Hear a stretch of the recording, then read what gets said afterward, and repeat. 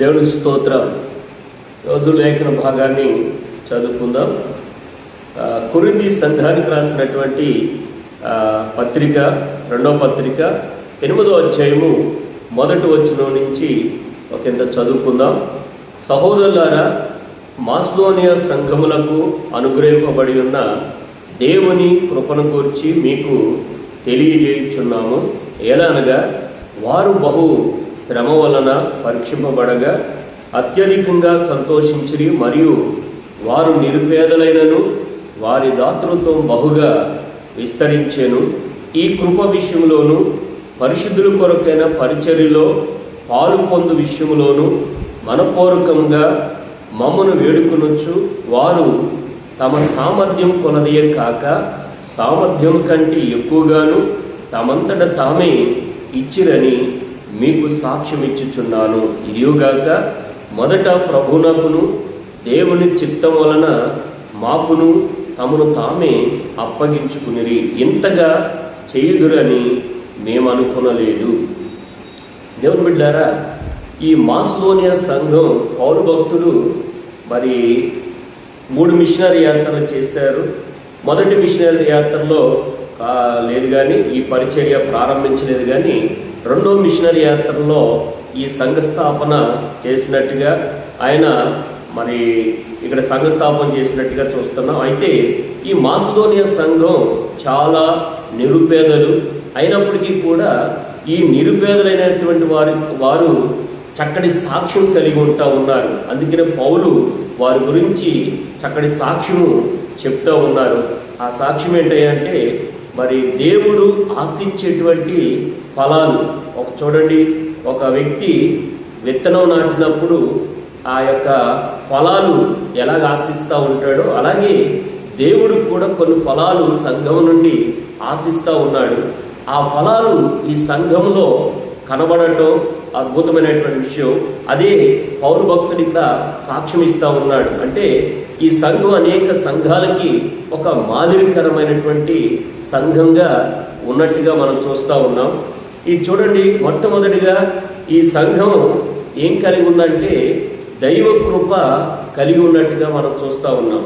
దైవ కృప అనేది ఆనాడు ఆది సంఘంలో కూడా దైవ కృప ఉండటం వల్ల మన సంఘం ఎంతగానో విస్తరించడమే కాకోకుండా మరి వారికి ఉన్నటువంటి స్థిరాస్తులు అమ్మి మరి అక్కర కొలదివై అంటే అవసరతలో ఉన్న వారికి పంచిపెట్టినట్టుగా మనం చూస్తూ ఉన్నాం. ఆ దైవ కృప వల్ల మరి సంఘం ఎంతగానో విస్తరిస్తూ ఉంది. ఇక్కడ మాసిదోనియా వారు కూడా నిరుపేదలైనప్పటికీ ఆ సంఘం మరి దైవ కృప పొందుకున్నటువంటి సంఘంగా మనం చూస్తూ ఉన్నాం. రెండోదిగా శ్రమల వలన పరీక్షింపబడిందంట. అంటే సంఘానికి శ్రమలు వచ్చినప్పుడు వారు పారిపోలేదు, లేకపోతే మరి విడిచిపెట్టేలేదు, కానీ ఆ శ్రమల్లో వారు తాలుకున్నట్టుగాను ఆ శ్రమల్ని ఎదిరించినట్టుగాను మనం చూస్తూ ఉన్నాం. చూడండి, యోగు భక్తుడికి ఎన్నో శ్రమలు వచ్చినాయి. ఆ శ్రమల్ని ఎలా తాలుకున్నారో ఇక్కడ మరి మాసిదోనియా సంఘం వారు కూడా మరి శ్రమలనే పరీక్షలు వచ్చినప్పుడు ఆ పరీక్షలో వారు నిలబడినట్టుగా మనం చూస్తూ ఉన్నాం. తర్వాత మరొక విషయం ఏంటంటే శ్రమల్లో వీరు సంతోషించారంట. అద్భుతమైన విషయం. ఈ రోజున కొద్ది శ్రమ వస్తే పారిపోయేవారు, మరి విడిచిపెట్టేసేవారు, సంఘాలు విడిచిపెట్టేసేవారు. మరి ఆ సంఘం నుండి ఎన్నో లబ్ధి పొందుకున్నప్పటికీ కూడా ఆ సంఘాన్ని విడిచిపెట్టి వెళ్ళిపోయేవాళ్ళు ఎంతోమంది ఉంటా ఉన్నారు. కానీ ఈ మాసిదోనియా సంఘం వారు సంఘంలో శ్రమలు వచ్చినప్పటికీ కూడా ఆ శ్రమలో నిలబడ్డారు. రెండోదిగా శ్రమలు వచ్చినప్పుడు కూడా సంతోషించారు. అపోస్తలుడైన పౌలు, శీలలు ఇద్దరు కూడా మరి సువార్త ప్రకటిస్తున్నప్పుడు వారు కూడా శ్రమలు వచ్చినాయి. ఆ శ్రమలు వచ్చినాయని కృంగిపోలేదు, కానీ ఆ సరసాల్లో కూడా సంతోషంతో గానాలాపనం చేస్తూ దేవుని స్తోత్ర గానం చేస్తూ ఉంటుంటే అద్భుతమైనటువంటి కార్యం జరిగినట్టుగా మనం చూస్తూ ఉన్నాం. అందుకనే శ్రమలు వచ్చినప్పుడు మనం సంతోషించమని పౌలు కూడా చెప్తూ ఉన్నాడు. మరి అదేవిధంగా పేతురు గారు కూడా మీరు ఏదో వింత జరుగుతున్నట్టుగా కాకుండా మరి శ్రమలు వచ్చినప్పుడు వాటిలో మీరు సంతోషించండి అని మరి పేతురు గారు కూడా సెలవిస్తూ ఉన్నారు. అందుకని ఇక్కడ మాసిదోనియా సంఘం వారికి శ్రమలో కూడా వారు సంతోషిస్తూ ఉన్నారంట. నాలుగోదిగా వారు నిరుపేదలైనప్పటికీ, అంటే నిరుపేదలంటే సరైనటువంటి గృహం లేకపోయినప్పటికీ, సరైనటువంటి వసతులు వారికి లేనటువంటి నిరుపేదలు, అంటే ఒక మాటలో చెప్పాలంటే రెక్కాడితేనే కానీ డొక్కాడనటువంటి నిరుపేదలు. అటువంటి వారు నిరుపేదలైనప్పటికీ కూడా దేవునికి ఇచ్చే విషయంలో కానీ మరి పరిచర్యలు, అంటే పరిచర్య చేస్తున్న వారికి సహాయం చేసే విషయంలో కానీ ఎంతో దాతృత్వం కలిగి ఉన్నారని పౌలు సాక్ష్యం ఇస్తూ ఉన్నాడు. అద్భుతమైన విషయం.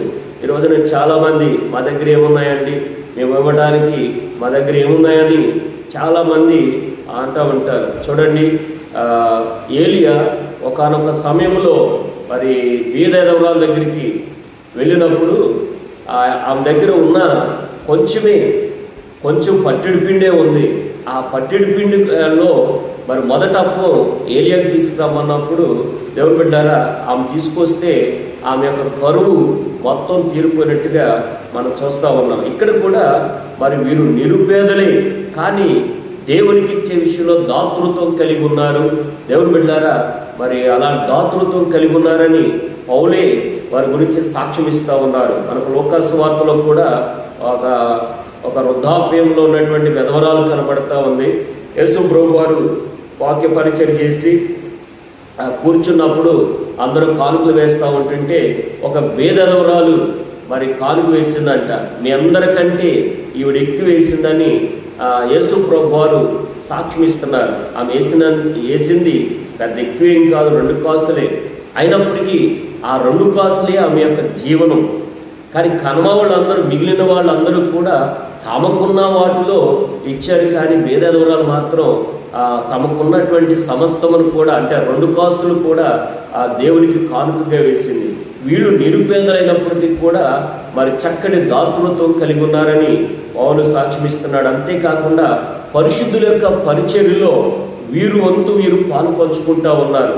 అంటే యెరూషలేములో మరి శ్రమ వచ్చినప్పుడు, కష్టం వచ్చినప్పుడు, అక్కడ కరువు వచ్చినప్పుడు అక్కడ ఆ కరువుని మరి ఆ కరువులు అల్లాడిపోతూ ఉంటుంటే ఈ యొక్క నిరుపేదలైనటువంటి వీరు కొంత సందా పోగు చేసి మరి పౌలు చేత మరి యెరూషలేములో ఉన్నటువంటి సంఘానికి పంపించినట్టుగా మనం చూస్తూ ఉన్నాం. అంటే ఇతరులు మరి శ్రమలో ఉన్నప్పుడు వీరు చూస్తూ ఊరుకోలేదు, కానీ వీరు వంతు వీరు సామర్థ్యం తక్కువే అయినా కానీ సామర్థ్యం కంటే ఎక్కువ ఇచ్చి ఆ యొక్క పరిశుద్ధుల యొక్క పరిచర్యలో పాలు పంచుకుంటూ ఉన్నారు. దేవుని బిడ్డలారా, దేవుడు సంఘం నుంచి ఇటువంటి ఫలాలే ఆశిస్తూ ఉన్నాడు.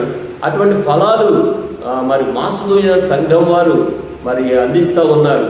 వారిని బట్టి పౌలు చక్కటి సాక్ష్యం ఇస్తూ ఉన్నాడు. కనుక